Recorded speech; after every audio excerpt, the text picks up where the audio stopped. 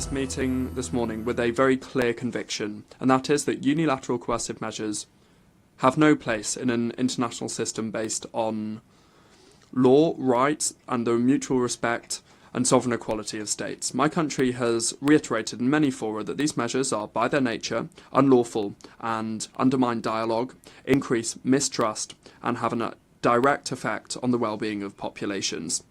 The evidence is clear.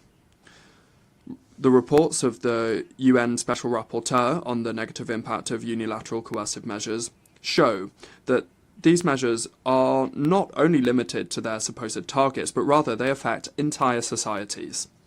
Mexico observes with concern that these measures are blocking, for example, the acquisition of medications, vaccines, food, medical equipment and essential goods, affecting rights such as the right to health and food, as well as energy, transport and other fundamental services.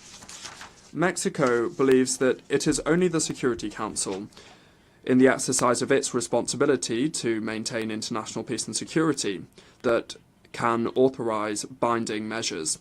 Any other unilateral measure that seeks to limit sovereign rights, alter domestic decisions or place conditions on the development of a state are a violation of the principle of non-interference. This means that states that lack tools to respond to unlawful acts, and the countermeasures exist and legitimate when international law is complied with. They must be proportional, reversible, and strictly targeted, and lead to compliance. However, the reality is that the majority of UCMs do not comply with these standards and therefore cannot be considered to be legal.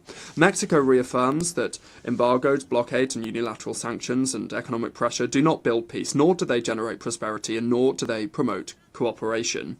No state should see their growth hampered by decisions adopted outside of the multilateral framework. My country has always defended and will continue to defend the peaceful settlement of disputes as the main means of dealing with disputes and conflicts.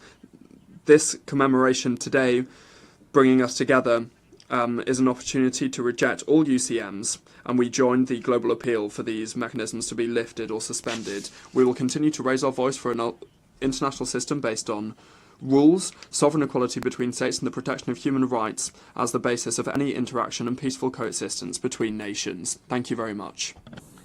Muchas gracias a la representante. I thank the representative of Mexico, and I now give the floor to... Those were the words of the representative of Mexico, as we continue to see Samuel Moncada lead this meeting against international coercive measures. Different countries from Latin America expressing their positions against such measures that try to impose certain restrictions and a certain world order on top of global South countries, in particular, particularly targeting as well nations of the global South, with Latin American and Caribbean being one of the regions most affected. We will continue to bring you more information on this ongoing informal meeting at the United Nations General Assembly, so stay tuned with teleSUR English.